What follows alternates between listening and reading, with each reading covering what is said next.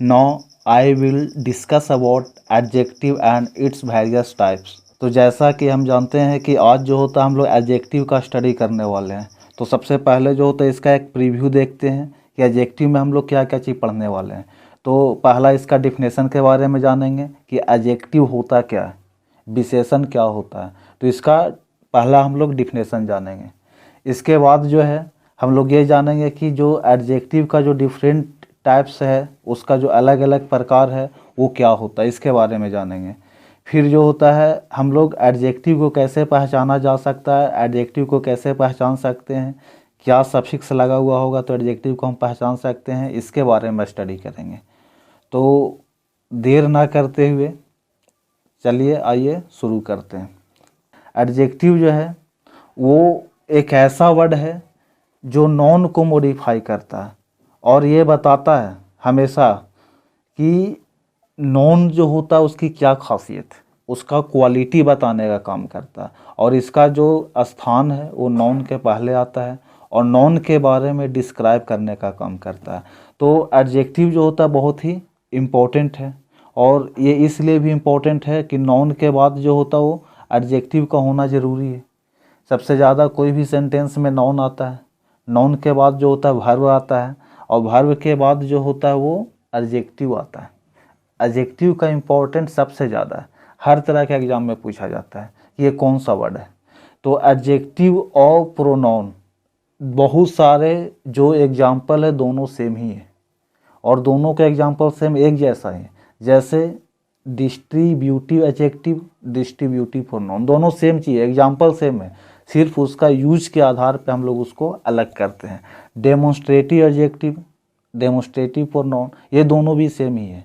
तो यदि आप प्रोनाउन का वीडियो नहीं देखे हैं तो आप प्लेलिस्ट में जाइए और वहाँ पे प्रोनाउन का वीडियो है, आप उसको देख लीजिए। आपको जो होता है एडजेक्टिव पढ़ने में किसी प्रकार की कोई परेशानी नहीं होगी। यदि आप हमारे चैनल पे नए हैं तो चैनल को सब्सक्राइब कर लीजिए, बेल आइकन को दबा दीजिए ताकि आपको नोटिफिकेशन मिलता रहे। यदि वीडियो अच्छा लगे तो लाइक और शेयर अवश्य करें। तो आइए अब हम जो होता है इसका डिफरेंट टाइप है उस टाइप के बारे में स्टडी करते हैं। एडजेक्टिव का जो पहला भेद है उसे हम लोग क्वालिटी ऑफ एडजेक्टिव कहते हैं या फिर इसको डिस्क्रिप्टिव एडजेक्टिव के नाम से जाना जाता है। अब ये क्या होता है quality of adjective? Adjective showing the kind और quality of a noun pronoun are called adjective of quality. यानी कि वैसा एडजेक्टिव जो क्वालिटी दर्शाने का काम करता है, जो किसी की खासियत को बताता है, उसको हम लोग जो होता है एडजेक्टिव ऑफ क्वालिटी कहते हैं। जैसे एग्जांपल यहाँ पे देखिए वंडरफुल। तो वंडरफुल का मतलब क्या होता है? आश्चर्यजनक, यानी कोई आश्चर्य चीज हुई है। तो ये जो होता है क्वालिटी बता रहा है। We had a wonderful time last night, यानी कल रात जो होता है हम लोगों के पास बहुत ही आश्चर्यजनक रातें थी, मतलब अमेजिंग नाइट था वो हमारे लिए।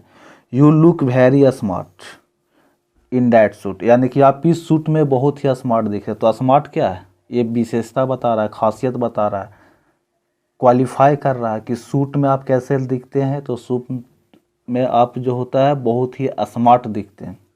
Did you have a nice time, कि आपके पास जो होता है अच्छे पल हैं, अच्छा समय है। तो ये जो होता है नाइस जो है हमारा एडजेक्टिव है। तो इसका जो और जो एग्जांपल है इसमें कलर आ गया, फीलिंग आ गया, शेप्स आ गया, साइज आ गया, टच आ गया, टोन आ गया, ओरिजिन आ गया, एज, क्वालिटीज, टाइम, ओपिनियन, ये जो है हमारा इसका और एग्जांपल है। कोई भी कलर वो हमारा कौन सा एडजेक्टिव रहेगा? तो डिस्क्रिप्टिव एडजेक्टिव है या फिर जो होता है वो एडजेक्टिव ऑफ क्वालिटी है वो हमारा। अब कलर में यहाँ पे टैलो नहीं, यहाँ पे येलो होगा। तो येलो कलर का नाम है, रेड कलर का नाम है, ग्रीन कलर है, ब्लैक, ब्लू, ऑरेंज, पर्पल, चॉकलेटी, मैरून। तो जितने भी कलर के नाम है वो सब एडजेक्टिव ऑफ क्वालिटी में आएंगे। फीलिंग, फीलिंग का मतलब जो हमारा अनुभव, सोच है, किस प्रकार का महसूस करते हैं। तो कभी अपसेट होते हैं, अपसेट का मतलब होता है माइंड सही से काम नहीं करना, उल्टा पल्टा ख्याल आना या फिर दिमाग खराब हो जाना, तो अपसेट कहलाता है। एंग्री मतलब गुस्सा, ग्लैड मतलब खुशी। सेप का मतलब होता है आकृति, और साइज का मतलब होता है आकार। मैथमेटिक्स में जो भी आकृतियां हैं, जैसे राउंड बोलते हैं तो राउंड का मतलब गोल, रेक्टेंगुलर मतलब इसका मतलब होता है जो आयताकार, स्फेरिकल मतलब गोलाकार, जो गोला टाइप का होता है, भरा हुआ होता है, तो उसको हम लोग स्फेरिकल कहते हैं। साइज में आ गया लंबा चौड़ा दुबला पतला, मतलब ये जो हमारा साइज बताता है। टच का मतलब हो गया कि हम लोग जब छूते हैं तो कैसा लगता है, स्टिकी है, टेस्टी है, स्क्वीजी है, नॉइज करने वाला है, तो वो हमारा टच में आ गया। टोन में हमारा आ गया सार्कैस्टिक, लविंग, क्लेवर। ये जो होता है टोन, कोई भी साउंड जो हमारा आता है, आवाज़ है, बोली है, वो इसमें आ जाता है। जैसे कड़वाहट से बोल रहा है, नफरत से बोल रहा है, प्यार से बोल रहा है, चालाकी पूर्वक बोल रहा है। ओरिजन, ओरिजन का मतलब होता है किसी भी चीज़ की शुरुआत जहाँ से आता है। जैसे लैटिन, तो लैटिन जो होता है कोई भी भाषा का शुरुआत होता है। फ्रेंच जो होता है भाषा का शुरुआत है। तो वो जो होता है मंगोलियन, तो ये जो होता है शुरुआत बताता है। तो किसी भी चीज़ का जो ओरिजन है, जहाँ से कोई चीज़ आता है, तो हमारा जो होता है वो क्वालिटी को दर्शाता है। जैसे डेमोक्रेसी वर्ड है तो डेमोक्रेसी, डेमोस प्लस क्रेटिया, दो वर्ड से आया, तो ये हमारा ऑरिजिनेट को दर्शाता है। एज में जैसे न्यू आ गया, नया एज का है, ओल्ड एज का है, मेडिवल मतलब मध्य एज का है, एंशिएंट मतलब प्राचीन है। तो ये जो होता है हमारा पीरियड या एज को भी जो होता है इसी में रखा जाता है। क्वालिटी जैसे गुड, नाइस, ब्यूटीफुल, वंडरफुल, ये जितना भी क्वालिटीज़ है उसको भी हम लोग इसी में रखते हैं। टाइम में मंथ, डे, वीकली, ईटीसी, समय का कोई भी पार्ट आ गया इसमें। अब ओपिनियन, हमारा जो राय है कि कैसा है, हॉट है, प्रीटी है, हैंडसम है, चबी है, तो ऐसा जो भी है हमारा ओपिनियन में आ जाता है। अब इसमें और एग्जांपल देखते हैं। और मटेरियल जो भी वस्तु रहेगा वो सब इसी में आ जाता है क्वालिटी। जैसे एल्युमिनियम का बना हुआ है, चांदी का बना हुआ है, सोना का बना हुआ है, थिनसेसिस का बना हुआ है। थिनसेसिस का मतलब होता है कृत्रिम। कोई जैसे रेशा होता है तो एक प्राकृतिक रेशा, एक कृत्रिम रेशा होता है। तो कोई भी कृत्रिम चीज़ बनता है उसको हम लोग थिनसेसिस के नाम से जानते हैं। अब सेकेंड जो हमारा एडजेक्टिव है, इसमें एडजेक्टिव ऑफ क्वांटिटी। क्वांटिटी का मतलब ही होता है मात्रा बताना, और इसी का प्रयोग जो होता है वो नंबर में भी हो सकता है, मात्रा में भी हो सकता है। तो जो संख्या जो हमारा जो होता है मात्रा बताता है, तो मात्रा बताने वाले जो एडजेक्टिव है उसको हम लोग एडजेक्टिव ऑफ क्वांटिटी के नाम से जानते हैं। अब इसमें एग्जांपल में हम लोग देखते हैं होल। होल का मतलब होता है संपूर्ण, पूरा जो होता है। अब इनफ का मतलब काफ़ी, लिटिल मतलब थोड़ा सा, ऑल मतलब सारा। अब यहाँ पे सभी आएगा, सभी लड़के, तो काउंटेबल है, तो काउंटेबल रहेगा तो हमारा नंबर में आ जाएगा, न्यूमरल एडजेक्टिव। लेकिन यहाँ पे ऑल वाटर, सारा पानी, तो इसको काउंट नहीं कर सकते, तो ये हमारा मात्रा बता रहा है, क्वांटिटी बता रहा है, तो ये दोनों में आ सकता है। अब यहाँ पे देखिए 100, तो ये जो 100 जो हमारा वर्ड है दोनों में आता है। 100 को काउंट भी कर सकते हैं, और एक 100 अनुमान से भी बोल सकते हैं। नो मतलब नहीं, सम मतलब कुछ, सफिशिएंट मतलब पर्याप्त, एनी मतलब कोई, फ्यू का मतलब कम, थोड़ा सा, या फिर मोस्ट मतलब अधिक, हैवली, हैवली मीन्स भारी पूर्वक, भारी से, तेज़ी से या ज़्यादा, एम्फटी मतलब खाली, ग्रेट मीन्स महान या बड़ा, हाफ, हाफ मीन्स जो होता है आधा, मच, मच मतलब अधिक होता है, इनसफिशिएंट मतलब अपर्याप्त, अबंडेंट मतलब जो होता है प्रचुरता, प्रचुर मतलब अधिक मात्रा में, तो अधिक मात्रा को अनबंडेड के नाम से जाना जाता है। लाइट मतलब हल्का भी होता है, लाइट मतलब प्रकाश भी होता है, लेकिन यहाँ पे लाइट का मतलब हल्का होगा। न्यूमरस मतलब अनेकों, बहुत सारा संख्या में। सिंगल मतलब अकेला। सब्सटेनल है, 100 है, डबल है, स्फेयर है, ईच है, फुल है। ह्यूज, ह्यूज मतलब विशाल होता है। सिग्निफिकेंट मतलब महत्वपूर्ण होता है। कपल ऑफ डेज मतलब 2 दिन, व लॉट ऑफ, टू मतलब अत्यधिक या बहुत ज़्यादा, मेनी मतलब कई। अब इसका एग्जांपल देख लेते हैं। अगर आप चाहें तो इसका स्क्रीनशॉट भी ले सकते हैं, स्क्रीनशॉट इसको ले लीजिए। अब जो होता है यहाँ देखिए, इसका एग्जांपल का यूज कैसे करेंगे। I did not have enough cloth to last a week. मेरे पास जो होता है पिछले लास्ट सप्ताह से जो होता है कोई इनफ क्लॉथ नहीं है। तब इनफ मतलब इसको तो गिनती करने वाले 1 2 4 तो है नहीं, यानी यहाँ पे मात्रा की बात कर रहा है। सम मतलब सम वाइन मतलब कुछ शराब क्वांटिटी के अंतर्गत आया है। अब एनी मनी मतलब कोई पैसा, कोई रुपया, तो हमारा जो होता है एनी लग गया, काउंटेबल नहीं है।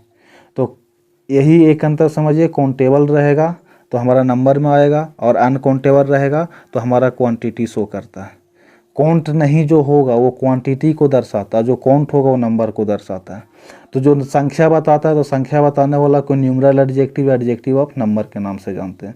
जैसे अब इसका 1 2 3 4 कुछ भी हो सकता है। तो यहाँ पे देखिए एग्जाम्पल में 2 और 3, तो 2 और 3 क्या है बता रहा है 21, तो ये बता रहा है संख्या, सेकेंड बता रहा है, दूसरा संख्या बता रहा है। तो इसको जो होता है मुख्यतः जो होता है 3 भाग में बांट दिया गया है। जो न्यूमरल एडजेक्टिव है, न्यूमरल एडजेक्टिव को जो होता है 3 भागों में डिवाइड किया गया। अब इसमें जो पहला जो होता है उसको हम लोग बोलते हैं न्यूमरल एडजेक्टिव का जो डिफिनेशन में आता है, उसमें पहला 2 तरह का वर्ड आता है, एक संख्या दर्शाने वाले और दूसरा जो होता है क्रम को बताने वाले। यानी कि जो हमारा 1 2 3 4 5 6 7 ये जो हमारा संख्या बता रहा है, और जो 5 सेकेंड जो है 5 सेकेंड 3rd 4 ये जो होता है हमारा क्रम बता रहा है। तो एक क्रम बताने वाला भी हो सकता है, एक संख्या बताने वाला भी हो सकता है। अब इसको 2 भाग में बांटा गया है कि एक निश्चित भी हो सकता है, दूसरा अनिश्चित भी हो सकता है। यानी कि इनडिफिनिट एडजेक्टिव, और जो होता है इसको नंबर में आ गया तो न्यूमरल लग जाएगा, और नहीं तो ऐसे इनडिफिनिट एडजेक्टिव का भी सेम एग्जाम्पल रहेगा। लेकिन ये संख्या बताने वाला, जैसे कुछ लोग, कुछ लड़के, या फिर जहाँ पे मेनी पर्सन कई लोग, तो उसको हम लोग जो होता है गिन सकते हैं, लेकिन वो इनडिफिनिट में आता है। और डिस्ट्रीब्यूटिव मतलब जो बंटवारा तो कर सकते हैं, लेकिन वो भी क्या तो गिनती में आता है, तो उसको हम लोग डिस्ट्रीब्यूटिव नंबर एडजेक्टिव के नाम से जानते हैं। अब नेक्स्ट जो है वो इशारा करना, संकेत करना, डेमोन्स्ट्रेटिव एडजेक्टिव। अब डेमोन्स्ट्रेट का मतलब इशारा करना होता है, संकेत करना होता है। किसी भी चीज़ को जब हम इशारा करते हैं, संकेत करते हैं, तो उसको हम लोग डेमोन्स्ट्रेटिव एडजेक्टिव के नाम से जानते हैं। अब जैसे यहाँ पे देखिए दोज वेजिटेबल, तो इसका प्रयोग जो होता है इशारा करने के लिए आया, दोज वेजिटेबल। लेकिन अगर यहाँ पे दोज आर लग जाता, दोज आर वेजिटेबल, तो प्रोनाउन होता, यहाँ पे आर लग जाता तो। लेकिन दोज वेजिटेबल यानी कि इसके बाद तुरंत नाउन आ जाए, this that these those, this that these those, ये 4 गो आता है इसमें। और चारों के बाद अगर तुरंत नाउन आ जाए तो तुरंत नाउन आने के बाद जो होता है इसका प्रयोग एडजेक्टिव के रूप में होता है। और अगर नाउन नहीं आकर के वर्ब आ जाता है तो इसका प्रयोग जो होता है प्रोनाउन के रूप में होता है। अब इसका एग्जाम्पल और देखिए, दिस टाई, तो यह टाई तुरंत नाउन का प्रयोग किया गया। दैट वन यानी कि वह एक, तो यहाँ पे दिस टाई दैट वन ये दोनों जो एग्जाम्पल है, दिस मैगजीन दिस बॉक्स, तो तुरंत जो होता वो नाउन आया। और तुरंत नाउन ना आकर के बीच में हेल्पिंग वर्ब आ जाता, जैसे दिस इज अ बॉक्स, तो यहाँ पे दिस इज अ बॉक्स अगर रहता तो प्रोनाउन आता, दिस आर मैगजीन रहता तो प्रोनाउन आता। लेकिन अगर तुरंत आ जाता है यहाँ पे कोई भी नाउन, तो ये जो होता है एडजेक्टिव का काम करता है। अब हमारा नेक्स्ट है इंट्रोगेटिव एडजेक्टिव, यानी वैसा एडजेक्टिव जिसका प्रयोग जो होता है वाक्य में प्रश्न पूछने के लिए किया जाता है, क्वेश्चन आस्क करने के लिए किया जाता है। यानी नाउन के पहले आता है, लेकिन इसका प्रयोग क्वेश्चन आस्क करने के लिए होता है। अब यहाँ पे होज वाज बुक दैट, या फिर दैट बुक वाज होज, तो इस प्रकार से भी इसको लिखा जा सकता है, होज बुक वाज दैट या दैट वाज होज बुक। तो अब यहाँ पे देखिए ये प्रश्न पूछने के लिए किया जा रहा है, क्वेश्चन मार्क लगा हुआ, पहले हो जाए मतलब किसका किताब, विच पेन मतलब कौन सा कलम, वाट बुक कैसा क्या किताब या कौन सा किताब। यहाँ पे देखिए वाट का मतलब क्या नहीं हो रहा, what book are you buying today, आज तुम क्या किताब खरीद दो, यहाँ पे क्या का अर्थ न दे करके कौन सा का अर्थ दे रहा है। विच बुक अब कौन सी किताब, विच टीम कौन सी टीम, विच प्लेयर कौन सा खिलाड़ी, विच रेसिपी कौन सी रेसिपी। तो जहाँ पे भी WH वर्ड आ जाए, क्वेश्चन अराइज करने के लिए आ जाए, उसके बाद जो होता है तुरंत नाउन आ जाए।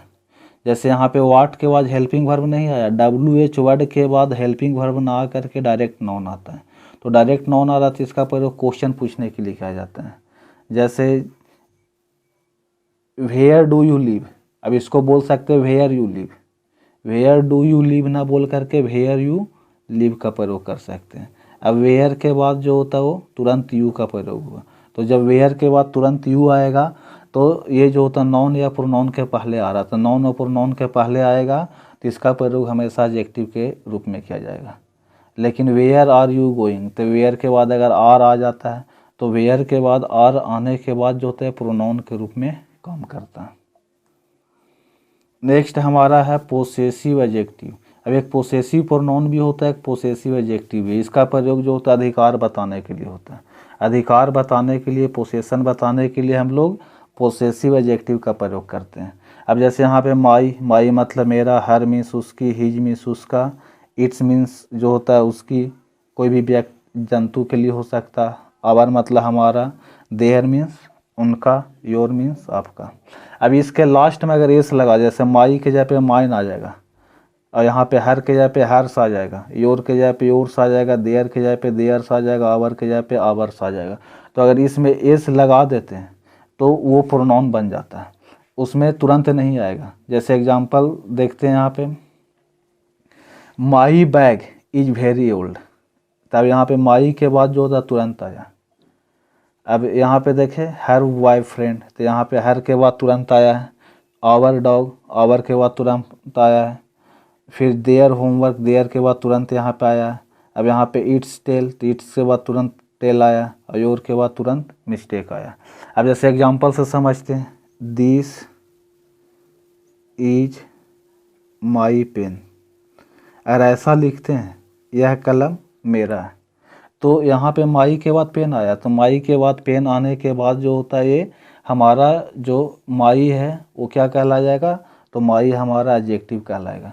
लेकिन दिस पेन इज माइन, तो वहाँ पे प्रोनाउन के रूप में काम करेगा। या फिर यह मेरा है, तो यह मेरा है, दिस इज माई गलत हो जाएगा, दिस इज माइन। माई के बाद जो होता है कोई ना कोई नाउन आना चाहिए तो ही सही होगा, लेकिन दिस इज माइन, अब यहाँ पे जो माइन का प्रयोग किया गया है, तो माइन के बाद कोई भी नाउन नहीं आना चाहिए, लेकिन इसके बाद प्लस में नाउन आना जरूरी है। लास्ट में हो चाहे कहीं पे भी हो, नाउन आएगा ही आएगा। अगर नाउन का प्रयोग नहीं होता तो सेंटेंस गलत हो जाएगा। तो एग्जाम्पल आप देख लीजिए। अब नेक्स्ट जो हमारा है डिस्ट्रीब्यूटिव एडजेक्टिव। डिस्ट्रीब्यूटिव प्रोनाउन भी है और डिस्ट्रीब्यूटिव एडजेक्टिव भी है। तो अब जो भी है इसके बाद अगर तुरंत नाउन आ जाता है, अगर हेल्पिंग वर्ब आता है, तो हेल्पिंग वर्ब आने के बाद जो होता है ये प्रोनाउन का काम करेगा। लेकिन इतना सेंटेंस के बाद अगर नाउन आ जाता है तो नाउन आ जाने के बाद जो होता है ये एडजेक्टिव बन जाता है, उसका खासियत बताने का काम करता है। तो ये भी जो होता है स्टेट ऑफ नाउन, नाउन की एक अवस्था है। अब ये क्या बताता है, तो specific number out of group, यानी कि बहुत सारा में से कुछ हिस्सा को बताता है। पूरा टोटल नंबर ना बता कर उसका जो पार्ट है, उसका जो हिस्सा है, उस हिस्सा को बताने का काम करता है। इस कारण से जो होता है इसको डिस्ट्रीब्यूटिव एडजेक्टिव के नाम से जाना जाता है। डिस्ट्रीब्यूट का मतलब ये होता है बंटवारा करना। तो बंटवारा करने के लिए हम लोग जो होता है डिस्ट्रीब्यूटिव एडजेक्टिव का प्रयोग करते हैं। अब इसका एग्जाम्पल देख लेते हैं। सम, इसमें जो कुछ एग्जाम्पल है, कुछ एग्जाम्पल में देखिए each, every, either, neither, any. इसको इधर भी पढ़ा जाता है और नीदर भी पढ़ा जाता है, लेकिन कहीं कहीं अमेरिकन इंग्लिश में इसमें नाइदर और आइदर के रूप में प्रयोग होता है। अब on neither side of the canal, अब यहाँ पे देखिए दो साइड है, लेकिन दो साइड में से दोनों साइड की बात कर रहा है। फील्ड इज बेयरली, अब बेयरली का मतलब जो खाली भूमि है, परती भूमि है। ईच वन ऑफ यू मतलब आप लोग बहुत सा, लेकिन उसमें से प्रत्येक व्यक्ति की बात किया जा रहा है। अब यहाँ पे एवरी एम्प्लॉय, अब यहाँ पे जहाँ पे ईच और एवरी का प्रयोग हो और वहाँ पे तुरंत जो होता है वो नाउन आ जाए। जैसे आइदर, साइड हमारा नाउन है, ईच वन हमारा जो होता है वो प्रोनाउन के रूप में इसका प्रयोग हुआ, तो ईच वन लग गया एक साथ। एम्प्लॉय हमारा नाउन है। अब आइदर ऑफ यू, तो यहाँ पे यू के पहले आया ये आइदर, तो उसमें से जितना भी है neither of you, every boy. अब यहाँ पे बॉय देखिए हमारा, बॉय जो है हमारा नाउन हुआ, इसके पहले आया। टू मेन, उसके पहले आया, उसका हिस्सा बताने के लिए, उसका एक पार्ट बताने के लिए। ईच गर्ल, तो जब ऐसा सेंटेंस कहीं पे भी रहेगा तो हमारा जो होता है डिस्ट्रीब्यूटिव एडजेक्टिव के नाम से जाना जाता है। इसमें नाउन आना चाहिए, जैसे ऑफ के बाद ही आया, लेकिन यहाँ पे नाउन या प्रोनाउन आया है। जैसे नाइदर यू नॉर आई, तो नाइदर यू नॉर आई दोनों के पहले आया, आई और यू दोनों जो होता है वो प्रोनाउन है, तो प्रोनाउन के पहले जो वर्ड आता है या नाउन के पहले जो वर्ड आता है तो उसको हम लोग एडजेक्टिव ही कहते हैं। अब इसके बाद नेक्स्ट जो है हमारा प्रॉपर एडजेक्टिव। तो इसका प्रॉपर एडजेक्टिव का सिंपल सा मतलब समझिए, वैसा एडजेक्टिव जिसका जो होता है प्रॉपर नाउन से निर्माण होता है, यानी जिसका निर्माण प्रॉपर नाउन से होता है उसको हम लोग प्रॉपर एडजेक्टिव कहते हैं।